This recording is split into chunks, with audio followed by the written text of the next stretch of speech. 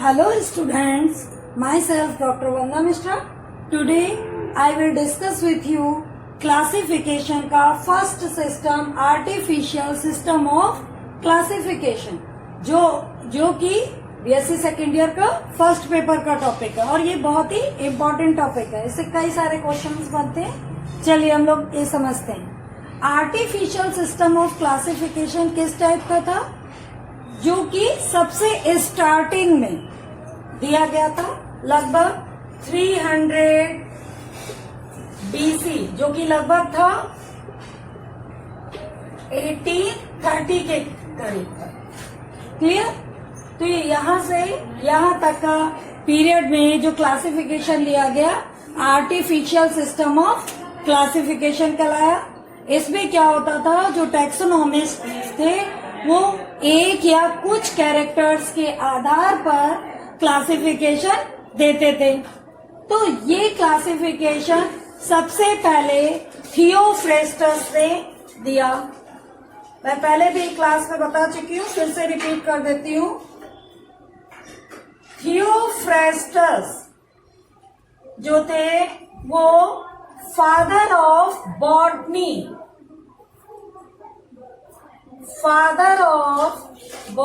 कहे जाते हैं और इन्होंने कुछ कैरेक्टर्स मीन्स हैबिट के आधार पर प्लांट्स को 4 ग्रुप में डिवाइड किया। जो थे प्लांट्स उनको 4 ग्रुप में डिवाइड किया। कौन कौन से? पहले हर्ब्स, दूसरे अंडर श्रब्स, तीसरे श्रब्स एंड फोर्थ ट्रीज। तो इन्होंने जो अपना क्लासिफिकेशन था उसको जिस बुक में पब्लिश किया उस बुक का नाम था हिस्टोरिया प्लांटेरम।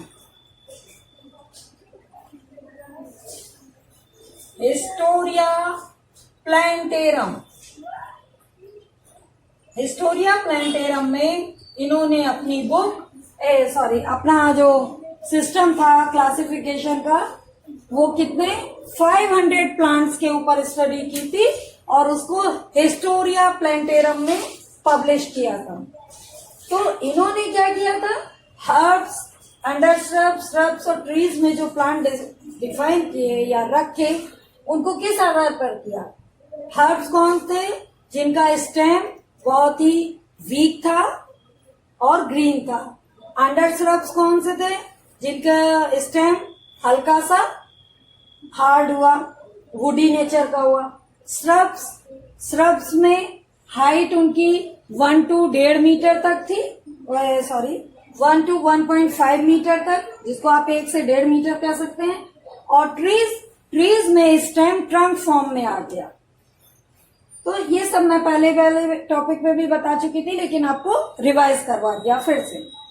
इसके बाद जॉन रे भी आए, लेकिन जो सबसे ज्यादा जिनका आर्टिफिशियल सिस्टम ऑफ क्लासिफिकेशन मान्य हुआ वो था कैरोलस लीनियस का।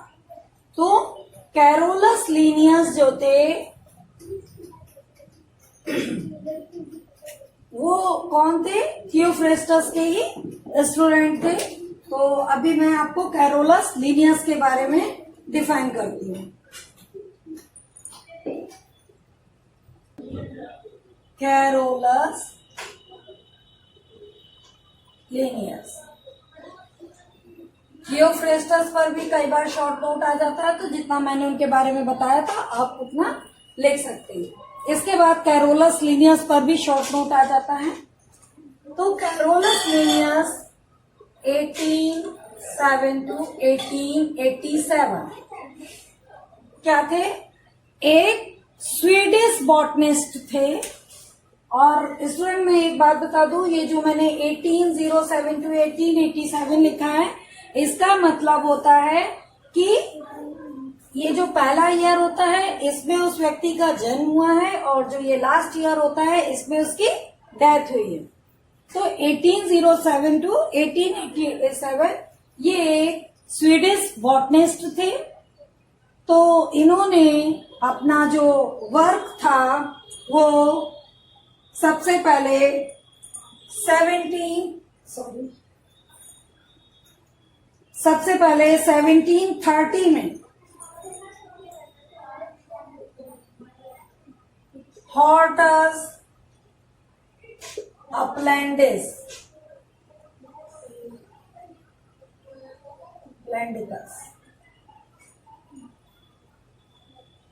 इसमें दिया, अपना जो वर्क था वो पब्लिश किया था इन्होंने हॉर्टस अपलैंडिकस में 1730 में। इनको फादर ऑफ मॉडर्न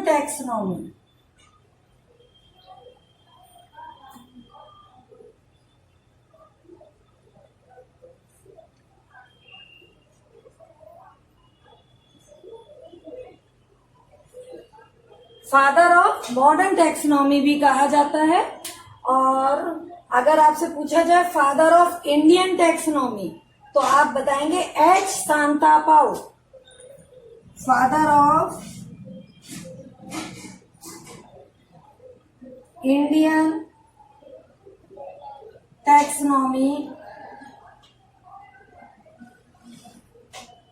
ये कौन है? एच शांतापाउ।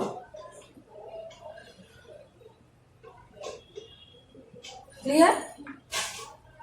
कैरोलस लिनियस ने हॉर्टस अपलैंडिकस 1730 में अपना वर्क दिया, जो भी वर्क किया था। उसके बाद इन्होंने दोबारा से वो वर्क जो उपसला गार्डन स्वीडन का था, उपसला बॉटनिकल गार्डन,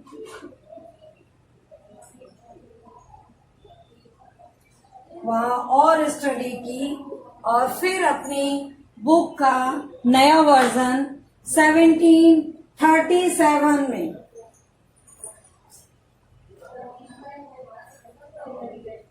1737 में पब्लिश किया और उस बुक का नाम दिया हॉर्टस क्लीफोर्टिनस।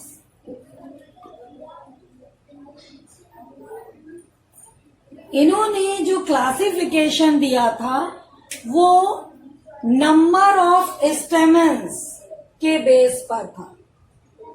मीन्स किस प्लांट में कितने स्टेमेन है। स्टेमेन मीन्स होता है फ्लावर, जो भी फ्लावर होता है उसमें 4 चक्र होते हैं। कौन कौन से? Calyx, corolla, androecium and gynoecium. तो कैलिक्स मीन्स बाह्यदलपुंज, कोरोला मीन्स दलपुंज, एंडोशियम मीन्स पुमा, गाइनोशियम मीन्स जायाम। तो कैलिक्स की यूनिट होती है सेपल, कोरोला की यूनिट होती है पेटल, एंडोशियम की यूनिट होती है स्टेमेन एंड गाइनोशियम की यूनिट होती है कार्पेल। तो इस तरह से जो एंडोशियम की यूनिट थी स्टेमेन, यानी इन्होंने नंबर ऑफ स्टेमेन्स के बेस पर अपना क्लासिफिकेशन दिया।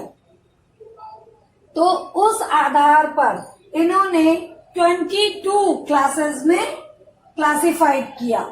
तो वो मैं अभी आपको बता रही हूँ। कैरोलस लिनियस ने जेनेरा प्लांटेरम 1737 में एंड क्लासेस प्लांटेरम 1738 में पब्लिश किया, जिसमें उन्होंने अपना जो 500 प्लांट्स पर स्टडी की थी वो वर्क दिया था। इसके बाद इन्होंने जो अपना वर्क था उसको फिलोसफिया बॉटनिका में पब्लिश किया 1751 में। 1751 में इन्होंने जो वर्क दिया था बुक में, 1751 में जो इन्होंने वर्क दिया था वो क्या था कि जेनेरा प्लांटेरम और वो कौन सी बुक थी, अभी मैंने इसके पहले बताई थी आपको, सिस्टेमा नेचर। तो उन दोनों का जो रिवाइज्ड वर्जन दिया वो था फिलोसफिया बॉटनिका 1751। फिर इन्होंने और कुछ प्लांट्स की स्टडी की, लगभग 7300 स्पीसीज की जो उन्होंने स्टडी की, जो लिटरेचर दिया उसको उन्होंने स्पीसीज प्लांटेरम में 1753 में पब्लिश किया।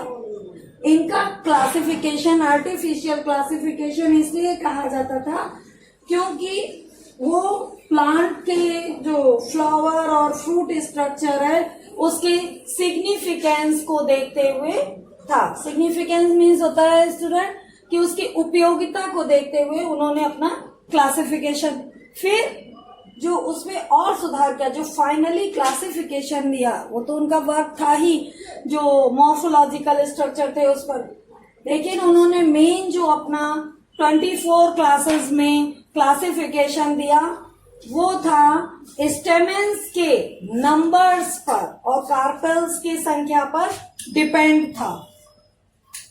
तो ये जो क्लासिफिकेशन उन्होंने 24 क्लासेस में दिया वो कुछ इस प्रकार है, जैसे कि पहला है मोनेंड्रिया क्लास। तो मोनेंड्रिया क्लास में उन प्लांट्स को रखा गया जिनमें नंबर ऑफ स्टेमेन सिंगल था, 1। फिर सेकंड आया डाइएंड्रिया।